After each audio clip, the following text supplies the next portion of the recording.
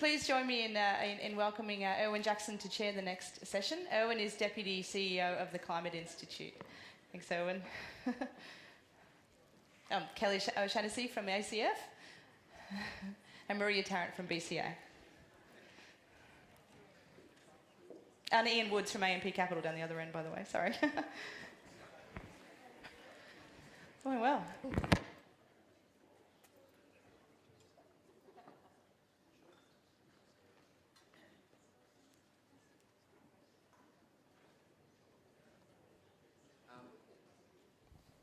Thanks, Emma, and welcome everyone this morning, and thank you to IGCC for the invitation to come along this morning.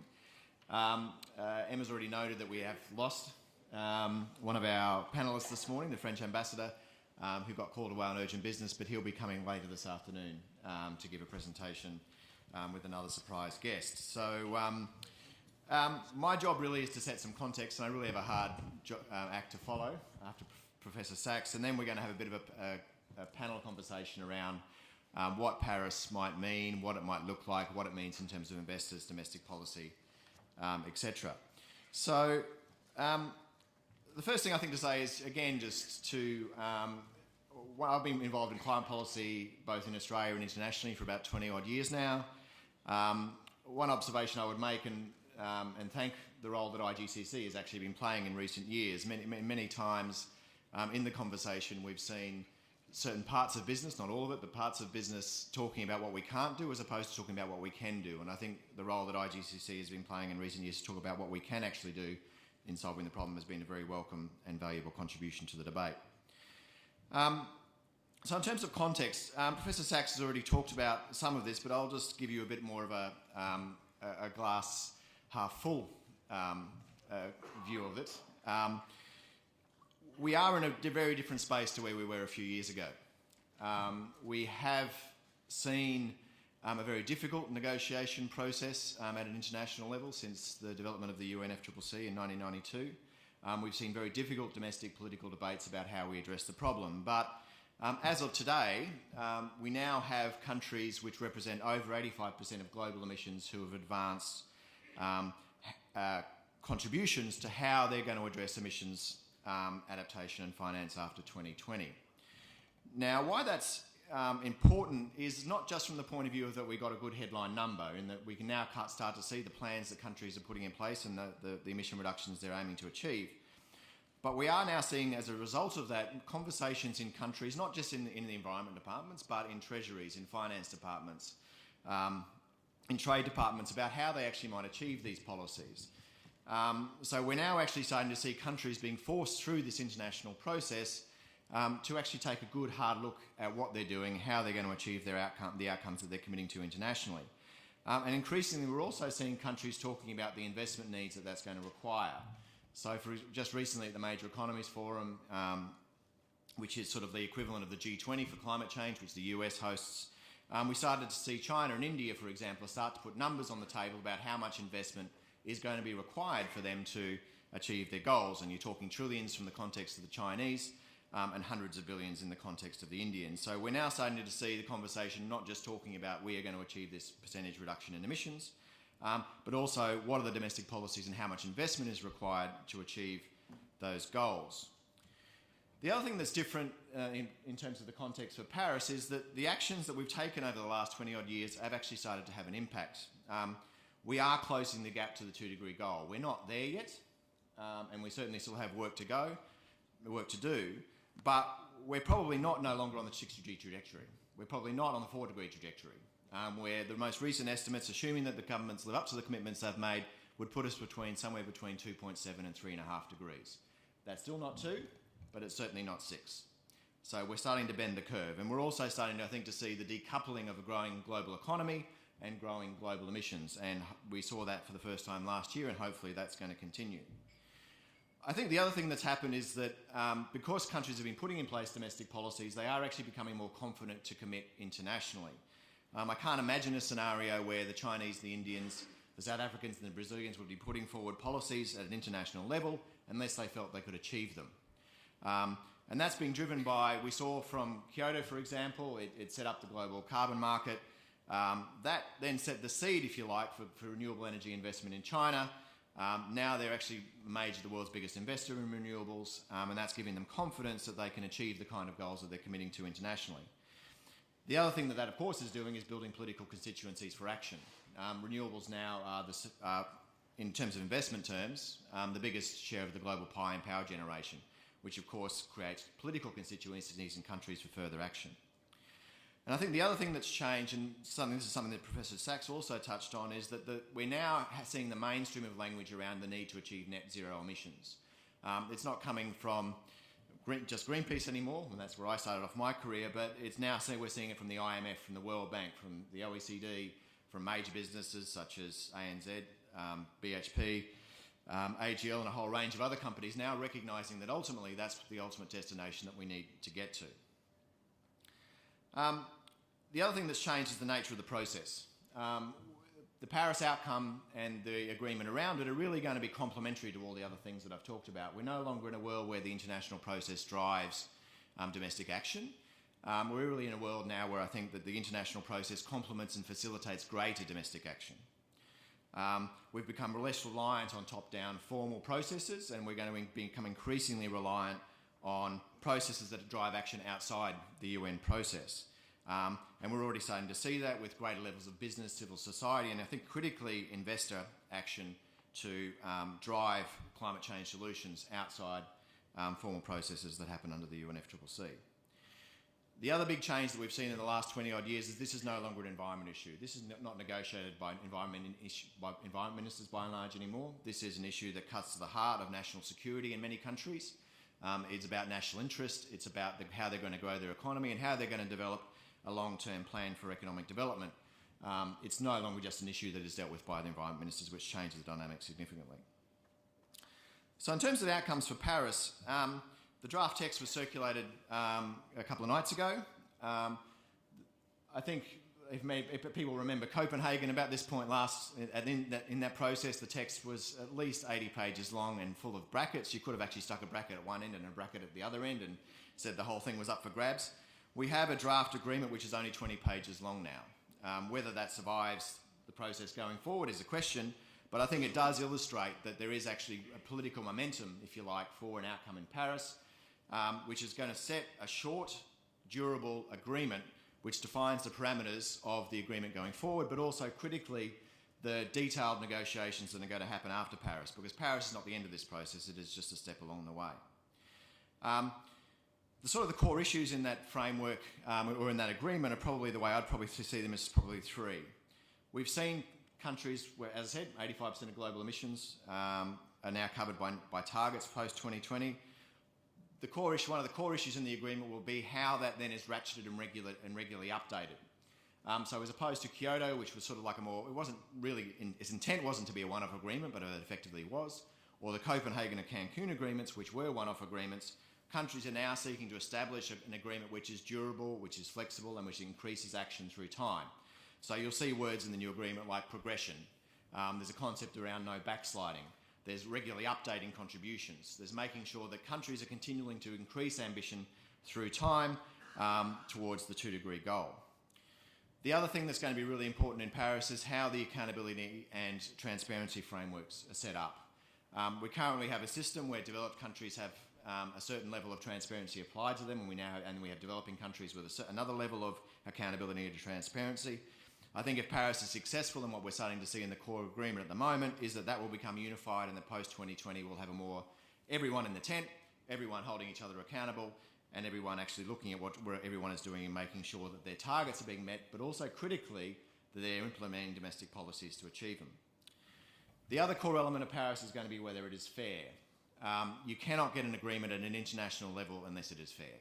And when I say fair, it needs to address the concerns of the least developed countries, Africa, the small island states, about how we deal with unavoidable impacts of climate change, in the colloquialism in the UNFCCC, loss and damage, how we facilitate adaptation, but critically how all those actions are supported through international financing. The other important part of the Paris Agreement is, while we might have a short 20-page document which defines the legal framework, the other part of it will be the decisions that sit around it. So if you were to use an analogy for the domestic level, We have domestic legislation, and then we have regulations that sit underneath that to define the details. A lot of the more difficult negotiations in Paris are going to be around those details and the decisions that aren't binding, but actually set up the work program for what happens after Paris to deal with difficult issues and more detailed issues, and things like markets, which, for example, sit in that camp. So what does success in Paris look like? Paris is successful if it reinforces the signal, which is already happening, starting to emerge internationally, that a net zero global economy is inevitable. And by doing that, the core element of that will be the regular updating of national commitments towards the 2-degree goal, which will again send a signal to business and investors of the inevitability of the direction that we're heading. It needs a clear roadmap for accountability and transparency, but also critically, as part of that, we need to actually ensure that there is a sharing of best practice amongst countries. In the past, the accountability frameworks have been seen as more punitive and more intrusive. What we actually also need to do alongside making sure countries are accountable is actually making sure that countries are sharing best practices. This has worked, this hasn't. These are the things we can learn from each other. And critically, we need an agreement which ensures that everyone participates. If we leave Africa and the small island states behind, then we're not going to get a durable agreement. Thank you. We have an eminent panel, one who's been around and contributed for many, many years to public policy in a range of different levels. I'm going to start with Ian. I did warn him that he was going to get the first question.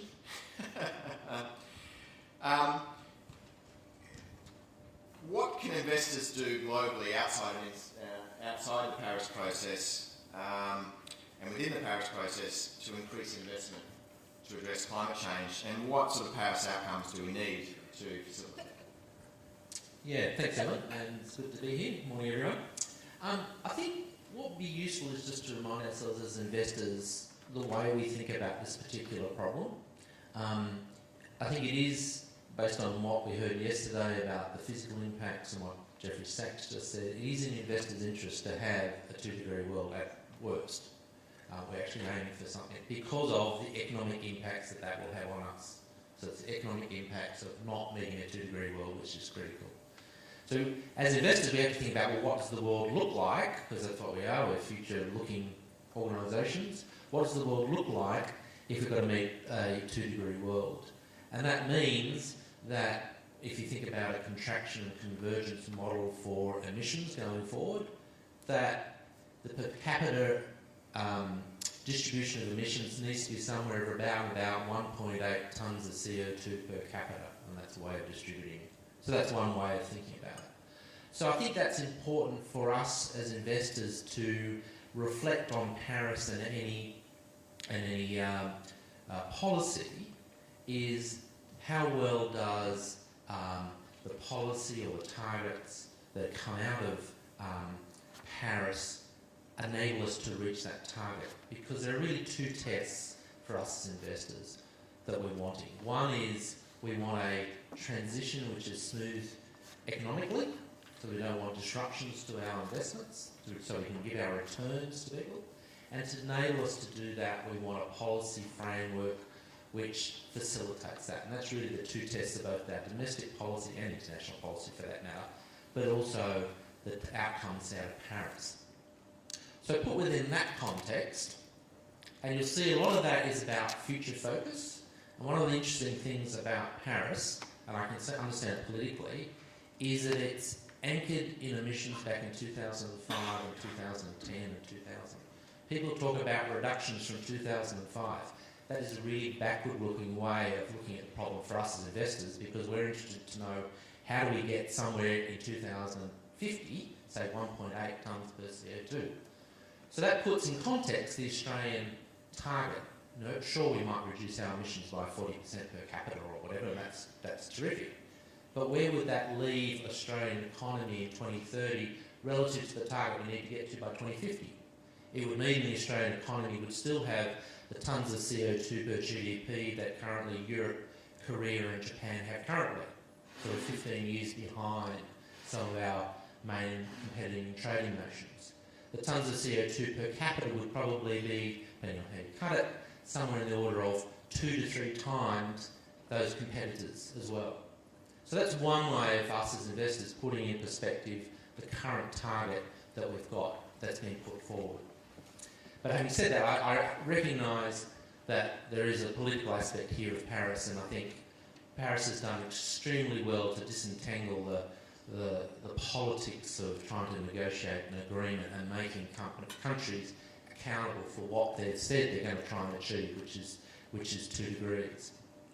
So from an investor's perspective, what are we looking to try to do? I think that signal is incredibly important, and I think Paris is helpful, but I think everyone will agree what's come out of Paris won't be enough to get us to 2 degrees, and people will have to go away and rethink about what their commitment is. And I think it will be helpful in terms of the global impact that it will have. It will be seen as a global issue. From an investor's perspective, it really depends on how we're going to achieve that and whether the policies that are implemented by various different governments, including the Australian government, help facilitate that way in a constructive way. Certainly, I was at a OECD conference in Paris back in May. Certainly, global investors are keen to be able to utilise the capital that they've got to solve the problem. I don't think that's a question, and there is a significant amount of capital that's needed.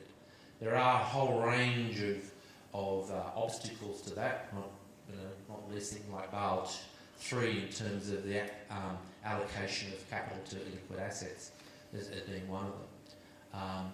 So I think that's important. I think the other thing which is important for investors is it's not just a climate change policy issue. We need to think about a range of issues if we're going to reach that 2-degree target or the target we might have for Australia. What was encouraging from Greg Hunt yesterday was that incorporations of cities. It does require a much more holistic view of thinking about climate change, not just in climate change policy and having a little box that says climate change policy, but over a range of policies, whether that's urban planning, transport planning, agricultural planning, etc. So we need to move the discussion about climate change being, here are our 3 climate change policies, into a much broader aspect. I'll leave it there and we can talk more later. Okay. So you talked there quite a bit about the domestic policy frameworks, and so Maria and Kelly, so feel free to make some introductory comments, but what do you both see as the needs for domestic policies in Australia what are you looking for domestic policy to achieve the outcomes? So I'll take that from the perspective of what I'm hearing from businesses, particularly the membership of the Business Council of Australia.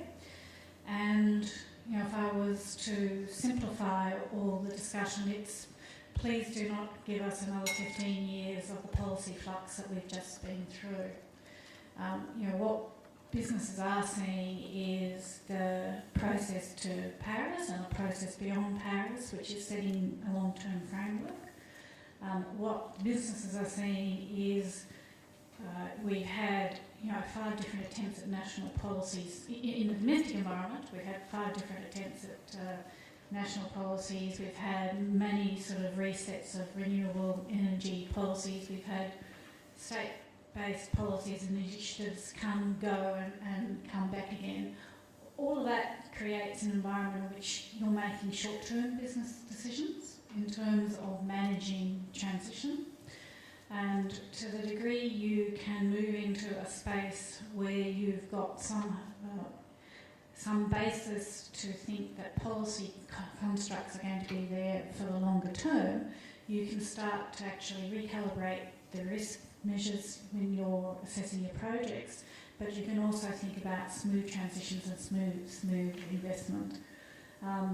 So a shift away from piecemeal policy making, stop-start policy making, and into long-term, durable and scalable policies that are not actually, as Ian was saying, that are not pigeonholed in the climate change drawer and brought in and out ad hocly, but are integrated into your thinking around energy policy and building and building and city planning, etc.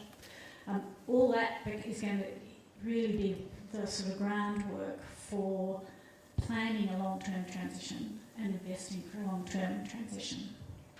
And I suspect that much of what business is saying is actually the concerns of a range of other groups. And for me, that was really apparent when the BCA joined the Australian Climate Roundtable, which is a group of people coming from business and unions, social organisations, research organisations, environmental groups. And as we talk, what we realise is just how much we have in common in both the frustration of history, but also in the principles that we think should guide future policy design. And, you know, how you actually address equity, how you ensure the economic and environmental integrity, how you make sure you manage costs, how you actually transition the electricity sector, etc. You know, those conversations have been profoundly important in identifying a common set of principles, which then we've released, hoping that what it does is give the policymakers confidence that there's less capacity to divide and conquer among some of the critical groups, and a range of organisations who actually want to see the policy process step up to expectations for the long term. Hello everyone, it's very lovely to be here. I will speak from obviously the perspective of Mother Nature as much as I can, but also communities and civil society in Australia. And we're very much of the point of view that Paris is important, but it's not like the Tour de France. It doesn't end in Paris. Climate action doesn't end in Paris. It doesn't start there either, because we are seeing enormous action across the world and in our country. I was reading yesterday about towns that are going carbon-free in New South Wales and in Victoria. Business is changing. So business as usual is a bit hard to define, I think, at the moment. And I have great hope for the future and great hope that Paris is set up in a good way, because it is about domestic commitments moving upwards rather than a global commitment moving downwards, and gives us a greater chance at success and accelerating our action into the future. But what does matter is what we do when we come home from Paris, and what matters is what you do when you go back to the office tomorrow, and what I do when I go back to the office later today. So what it is that action, domestic action, is the things that we are doing and the things that we are going to change, because we have a very dangerous future in front of us if we don't accelerate the change that's already happening. So in terms of what we're looking for, we were very excited to join the Australian Climate Roundtable. We didn't think that we would get necessarily an easy agreement, and the first meeting was fun. But it's amazing what you can do when you get people who haven't always agreed in a room together, because there is so much that unites us on action on climate change, on a brighter economic future, more jobs in clean tech than we have in fossil fuels, and other exciting opportunities. One of the things that we negotiated very strongly, and our major focus of that roundtable, was the goal, and that was net zero emissions. We haven't yet agreed on how quickly we get there, and we do need to be looking at carbon budgets to help us define that. But we also agreed to the below 2 degree goal that the world has agreed to. And it's really important to note that that is a below 2 degree goal. Actually, across the environment movement, we talk a lot about, it's not really our role to set a goal for the globe, but at 0.9 degrees, it's already quite dangerous, and we're very concerned that 2 degrees, we really need to recognise in this room that 2 degrees means the deaths of a lot of people. I met with some climate reality leaders in Al Gore's climate reality program from the Philippines, and they described how many people are dying from typhoons in the Philippines, and the water is 2 to 3, 4 to 5 degrees warmer that those typhoons are travelling over, so they can directly link that to climate change. So we do have to acknowledge that 2 degrees is not an arbitrary figure, it is still a dangerous figure. So limiting global warming as much as possible is important, and therefore the goals that we set in our movement are much more around 1.5 degrees. They are around net zero emissions by mid-century, and a trajectory towards that, halving or doubling our energy productivity by 2030 and having 50% of our renewable energy by 2030. So the environment groups involved in climate change across the country have come together and agreed on those goals and on a strategy to try and achieve those. But one thing that we wanted to make very clear in the Australian Climate Roundtable is that we are about also trying to provide some level of certainty for Mother Nature and humans that depend on that. And we talk a lot about certainty in business. Things are very uncertain in our country at this point in time. But we also have to understand that nature needs certainty because there is this society of wonderful people that we all know and love, all of our friends and family that depend on reaching those goals. So we are after real action when we get home from Paris and accelerating that action as fast as we can. But the other thing that we won't deep dive as much into policy as we have in the past at ACF, because it is important to talk about policy, and we have policy think tanks that do that, but we are still nowhere near the level of ambition politically and in the business sector that we need, and our job is to raise that ambition. And I'm happy to talk about how we're doing that, but I can tell you the future does not look anything like the past in terms of where the environment movement is gearing towards. The other thing I just wanted to say is that we have to solve this energy problem that we have in this country. We are looking to open some of the biggest new mines in the world. That Jeffrey Sachs says is a really silly thing to invest in, so please don't invest in the mines in the Galilee. If Carmichael mine goes ahead and we invest in that, it opens up all of the other mines, which is why the environment movement is working so hard to stop that, because it is dangerous and will blow the 2-degree goal completely. So we need a plan in this country to transition our energy. We need a decarbonisation plan, but we need a plan to transition our energy, both our exports and our own domestic energy. We are very keen to work with business on that plan. We know that it is inevitable, the change is inevitable, the disruption is going to happen, but we can help manage that and minimise that disruption if we work together and ask very strongly for our governments with us to develop the transitional plans that we need. You mentioned both Maria and Kelly, the Australian Climate Roundtable. Maria, what are the next steps for that from your point of view? So, having spent quite a few months thinking around what are the sort of key elements of climate change principles, one of the things that we all come to terms with is thinking through. We've had quite a range of different policy attempts, and in fact we need to go back to almost first principles and have a look at the range of policy options and identify, if you like, how well they meet the policy principles, but what are the strengths and weaknesses of the different policy instruments available, how what's the environmental integrity, the economic integrity of the different policy instruments, and what are the things that we as a community, including business, need to know as the critical elements of any policy instrument. And what's the practical implementation and time frame for it. So we're going to put together what I guess you might call a policy primer that pulls that information together for our use, but also for policymakers and the broader community. I think many of us would look back on the last 10 years and say there's a bit of sort of skirting over some of the threshold questions you needed to address around different policy instruments, and we've tried to sell them all as, all win, no risk, no loss, no cost. Let's just do a little calibrating on that and have a more honest and realistic conversation and use the primer as the starting point for that. Just add that we're looking at all the different policies because there isn't a single bullet or one that's going to work on this particular issue. And we have heard that, take my particular policy, it's the best one, it'll save the world, from various governments leading forward. So that's a very important piece of work for us to understand that perhaps some of the things that we in the past haven't advocated for ourselves will have to be part of the mix into the future. I think we all have to be open-minded, including my organisation and environment organisations, enough to look at what do we need to actually create this future that we're all hoping for.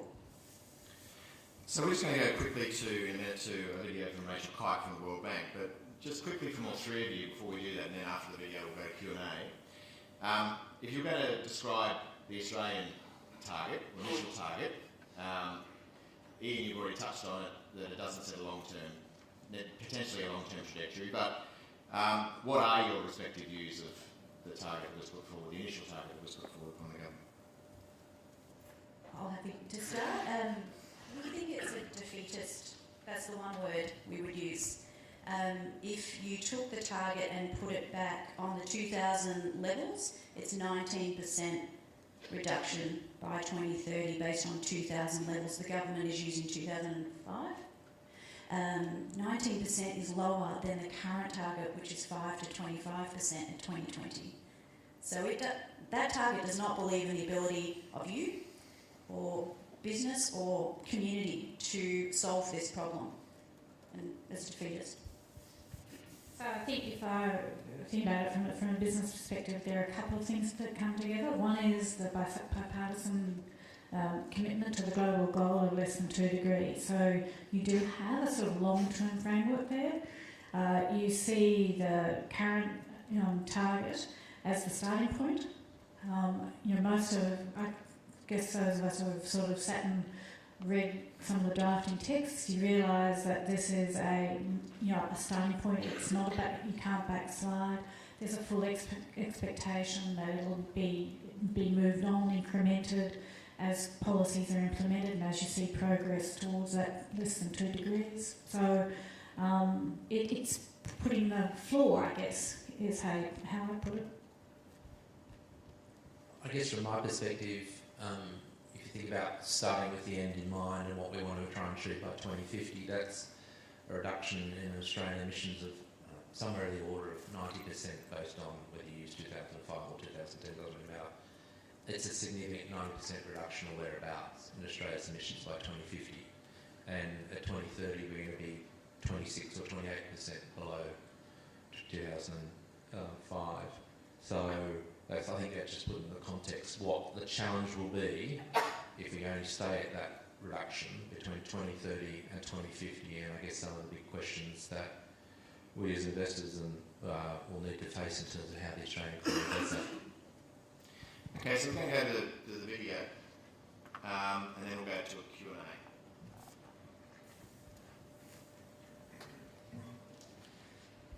Ladies and gentlemen, hi. My apologies for not joining you in the beautiful city of Melbourne today, but when you are watching me on the screen, I will actually be in Lima for the annual meetings of the World Bank Group and the IMF. And this year they are the critical venue for some climate finance discussions. It will be the first and last time that finance ministers will meet to discuss climate finance ahead of the Paris climate negotiations. It doesn't take me to tell anybody living in Australia or the Pacific of the dramatic impacts of climate change and weather-related extremes which are already affecting millions of people, affecting your crops, your coastlines, your businesses, and the opportunity to prosper going forward. Our studies at the World Bank Group have shown that global warming of close to 1.5 degrees Celsius above pre-industrial times is already locked into the Earth's atmospheric system by past and predicted greenhouse gas emissions. And for us, climate change and poverty are inextricably linked. We know we can't end poverty or boost shared prosperity without tackling climate change. As the Secretary General of the United Nations said last weekend, we are the first generation that really has the opportunity to end poverty and the last generation that has the opportunity to combat climate change. And so we need to drastically cut greenhouse gas emissions in coming decades and build resilience in both people and cities and countries so that we can actually expect to prosper. Paris, therefore, has to show real political ambition. It is a critical opportunity to galvanise the political will that's needed for urgent action and the discipline and the stamina that we will need in order to turn the course of future economic growth so that it is low in carbon and builds resilient development. One piece of the puzzle in Paris is the need to demonstrate a politically credible pathway to deliver on the promise to developing countries of $100 billion a year by 2020 of climate finance. Much of that 100 billion is already flowing through multilateral development banks, including the World Bank Group, and we play a critical role in leveraging that public money to crowd in and mobilise private finance.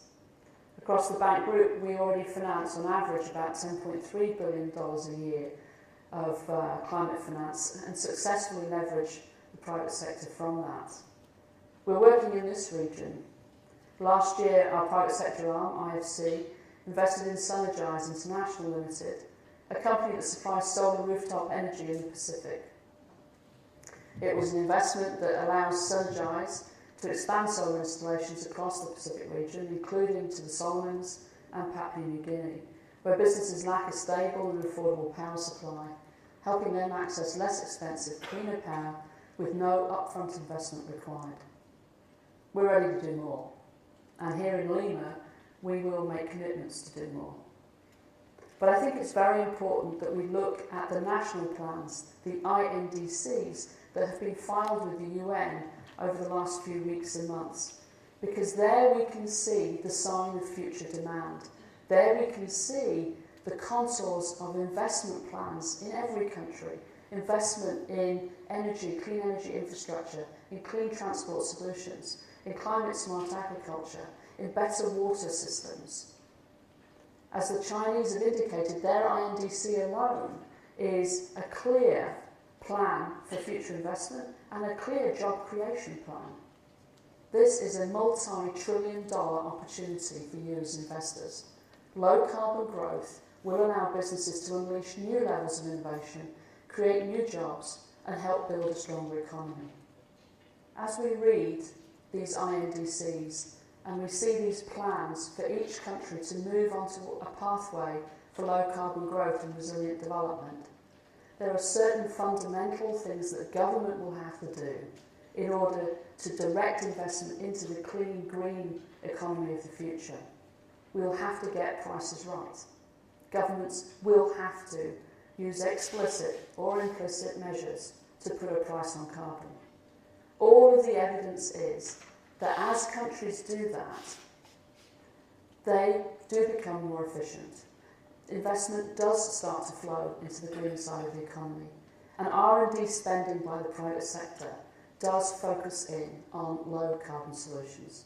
That is why the World Bank Group, together with many jurisdictions around the world, mayors, political leaders and business leaders, are simply saying one of the first obvious steps that has to be taken is that we put a price on carbon. You may have all seen the recent Mercer study, Investing in a Time of Climate Change, supported by IFC. The report makes it clear that your returns will be impacted under any future climate scenario. At a recent Principles for Responsible Investment meeting, the majority of investors, 60%, saw themselves as makers of the future, saying they would factor in climate risk in their investment strategies. Only 5% of the investors declared that they would not. And they're probably not in the room. So I have a few questions for you. So my first question, and amongst friends I'm going to provoke you a little bit, is are you really on top of this? I remember this time last year in New York, the divestment end of the conversation around financial stability announced that they had about $50 billion divested across the financial sector. This time, just last week, they announced $2.6 trillion worth of divestment, and more very big investors following suit. Did you hear Mark Carney's speech to Lloyds and to the insurers of London, and his commitment that the FSB will start looking at the issues of financial stability and security as a result of a possible carbon bubble or as a result of the need for a carbon budget? Are you really having honest conversations, if you're an asset manager, with your asset owners? Are you really working with the clients in your portfolio to ask the right questions and to talk through strategic risk? Are you really concerned about changing the short-termism of the investment cycle? Or are you going to push that to other people in the financial sector and say it's their responsibility too? Are you really prepared to look at the structural solutions to a financial sector that is standing on unsafe ground? On October the 8th here in Lima, we will launch the UNEP inquiry, It's been a very interesting 2-year journey of asking questions of sustainable development, of the financial sector's role in sustaining sustainable development. There are many, many more questions for us to ask as we try to navigate a global economy to meet the needs of the poor, to combat climate change and to provide for all of us. As captains of finance, as those who are deeply intimate with the issues of finance, we have to remember why we're in the financial sector. We're here to serve. Will you help implement the action needed following on from Paris? Will you have your sleeves rolled up and be at your desks on the Monday morning after Paris, looking for the investment opportunity that lies in each INDC? Or will you be sitting at your desk saying that the invisible hands of the financial sector make it impossible for you to move forward? There's a very, very proud tradition of speaking out early, a very proud tradition of looking around corners and seeing the future clearly in the financial sector. IGCC has played such an important role on sounding the alarm over recent years. But now, as the world is beginning to hear the alarm, we have to do things differently, and we have to drive forward and understand risk in its full entirety, and we have to be prepared to seek opportunity. I look forward to working with you in the future. It will be bright and it will be green. Thank you.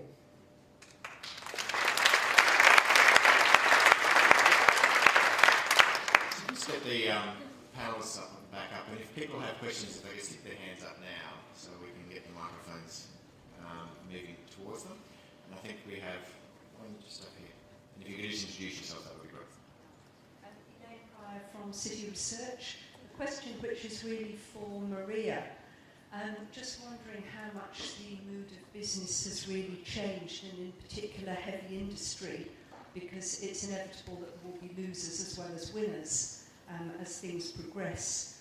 And previously we've seen that negotiations over the regulatory fine print have tended to be what stalled progress in the past, and some heavy industries certainly would have been contributing to the fact that the previous carbon scheme got overturned.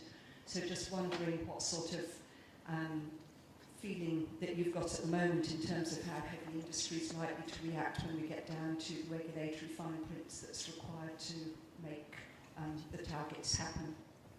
So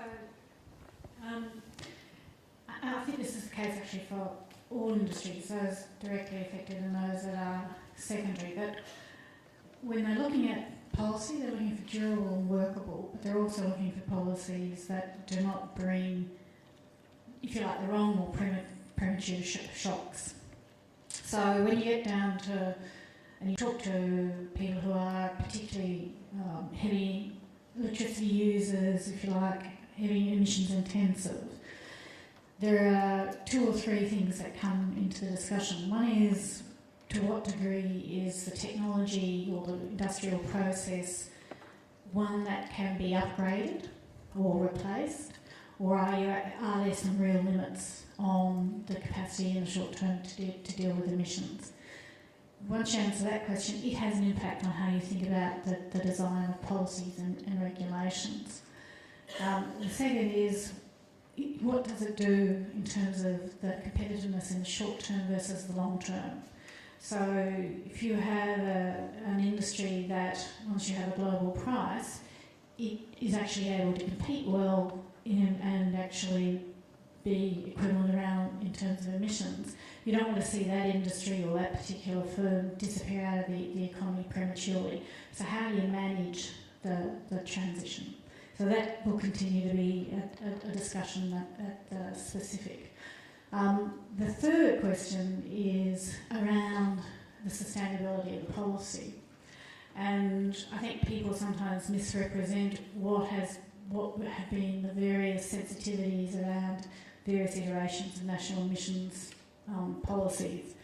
If you don't have bipartisan support or the capacity for it to endure a range of changes of government, then it is very hard for business to invest, and that colours how companies will look at policy instruments. Question at the back. Good morning. Tim Buckley from AIFA.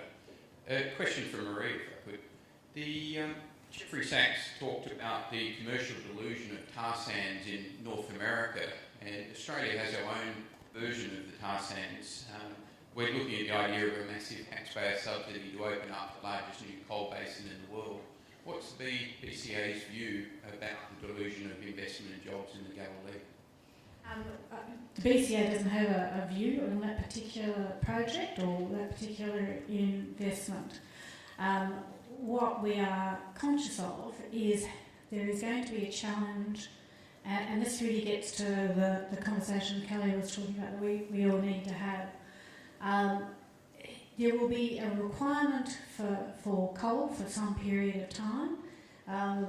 How you actually manage that and manage the transition across sort of global markets and global demand is actually going to be pretty critical if you want to deal with what happens here, but also what happens in other countries. There are benefits in terms of some of our coal versus some of the other international supplies. So to what degree do you have to manage the benefit of that substitution? I guess what I'm saying is there are a series of imponderables at the moment that have to be worked through. If you turn all the coal supply off tomorrow here and elsewhere, there is a gap that cannot be immediately filled. So this is why I talk about long-term planned approaches to low emissions rather than short-term shocks or interventions where you're not thinking about secondary impacts. Got Martin and then after that. Martin Wilde from Baker McKenzie. We just heard Rachel talk about the need for price on carbon, and a lot of the business and the Rato principles which have been articulated talk about the price on carbon. They don't actually always go much further and say we need an emissions trading scheme or how you actually achieve that price on carbon. Given the Minister yesterday said that the ERF and the baseline approach with the safeguards was rock solid, to what extent does business think that ERF, and business and community groups, because together you put out the principles, to what extent do you think that the ERF is a viable mechanism through which to achieve a price on carbon in Australia? And if it isn't, to what extent will business and community groups, to some extent you're doing this, but actually articulate that it's not an effective measure, and if it's not an effective measure, what's the alternative measure? Is it an ETS? And if it is an ETS, then how aggressively will people say, well, look, because investment's so important, we have to have good policy and actually try to drive the government in the direction of that policy? Well, I'll just start. Wasn't here yesterday. I'm not sure I would describe the ERF as rock solid. And the threshold levels are so high that in our media release we said if you set drink driving thresholds that level, no one would be arrested and be absolute carnage on the road. You're allowed to increase pollution under the ERF. But it can be improved, and I hope that's the ambition of the Minister and our new Prime Minister. And that's been reported in the media, how you could change that in order to reduce emissions. I think one of the purposes of our piece of work under the Australian Climate Roundtable is we will be looking at pricing mechanisms and the current forms that have been debated in Australia over the last 5 years or so, and doing the pros and cons of those, as well as other forms of policy. But what we'll find, no doubt, is that there actually won't be a single policy, that will need a few. And if I could just take one moment to talk about the premature shocks. We do want to transition in a way that does not cause more disruption than is necessary. But I just wanted to say that ACF was campaigning on climate change when I was 3 years old, and I turned 45 a couple of weeks ago. So we are being mesmerised by the complexity of what is before us, and we're not peeking around the corner as much as we should be to what we need in that plan into the future so that we can work backwards. Because you don't have a plan, you don't know where you're going. Any policy in any road could get you there, and we actually need a series of policies. That's hopefully what we'll come up with in the Australian Climate Roundtable. And just to add to, certainly within the Business Council at the moment, we have been very strong proponents around market mechanisms. One of the things I think we've learned out of the previous decade is not the reliance on one perfect policy instrument. And we're going back now and looking at, what is the role beyond something like trading or ERFs and safeguards? Where does regulation go? Where does sort of setting standards go? So we're almost back to tools at the moment internally in the BCA. Ian, do you? Yeah, I mean, I guess from an investor's perspective, I mean, the policy is still quite cloudy, and it's very hard to actually see how it will work in the long term. I mean, just from a pure government budgetary perspective, it's hard to see how the ERF is a long-term, it's in the way it's currently, a long-term policy mechanism. And I understand that the average price was, under the last one, was between $13 or $14. That's the average price. It actually means the marginal price was probably closer to $20, $22 a tonne. So it also kind of raises questions about whether it's the cheapest way of achieving objectives as well. So I think from an investor's perspective, we want to see how this can become more sustainable, both from a government budget perspective, but also in terms of setting the appropriate mechanism into the economy. I think the other thing you need if you want an emissions trading scheme, you want a scheme, but you also need scarcity. Otherwise, you don't have a market which creates a price. So you do certainly want a architecture of a scheme which enables the identification of a price that people can include that in their decisions, their business investment decisions. But you also need scarcity of that resource to actually send the appropriate price signal. Otherwise, you end up with a price signal which is $2 a tonne, which, to be honest, yes, you've got an emissions trading scheme, but to be honest, you're not getting the price signal that's needed to create the change that you're actually trying to achieve. So, a question on the back, and if we're lucky, we'll have one more after this. William Morgan, Intrinsic Investment Management. Ian, if I could ask you, I guess if I was to put a heading to this question, is return tolerance within your universe. You've got to be careful about being right too early because it can substantially impact short-term portfolio performance. And I'm interested within AMP what tolerance there is internally to have a patient view on certain ESG investments. I cite by way of example of two companies outside my universe. One is Tesla, which has done outstandingly well, and you could obviously say that's great success, but then Infigen, you've been waiting for a long time for Infigen to do well in wind farming. So can I get you to talk about return tolerance, please? Yes, hindsight is always a wonderful thing as investors. You can always say it's exactly what I would have done if I was back then, and inevitably you didn't do that. I think our experience has actually been quite positive with regard to making some what would probably be considered fairly strong calls. So, for example, without sounding like a plug, we do run a couple of funds where we exclude various different stocks, and we've tracked the performance of those over the last 7 to 10 years. And some of those funds have been definitely underweight fossil fuels for over that 10 years, and we've certainly that fund has performed as well, if not better, than any other fund you want to compare it to.